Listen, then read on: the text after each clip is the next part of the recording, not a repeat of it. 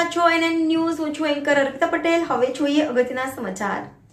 ભારતીય બૌદ્ધ મહાસભા તથા સમતા સૈનિક દળ રાષ્ટ્રીય કારોબારી કાર્યક્રમમાં ડોક્ટર બાબા સાહેબ આંબેડકર સાહેબ વંશજ પ્રપૌત્ર એવા ભીમરાવ યશવંતરાય આંબેડકર તેમજ મિશન જય ભીમના પ્રણેતા બોધીરથ દિલ્હીના પૂર્વ કેબિનેટ મંત્રી રાજેન્દ્રપાલ ગૌતમ સાહેબ તેમજ પ્રખર આંબેડકરવાદી કાયદા ઉચ્ચ ન્યાયાલયના એડવોકેટ અજમલભાઈ સોલંકી સાહેબ અને નામી અનામી સાથીઓ સાથે ફેમિલી આ કાર્યક્રમમાં ઉપસ્થિત રહ્યા 450 લોકોએ ધમ્મ દીક્ષા ગ્રહણ કરી. Reporter Girish Chavda, NN news.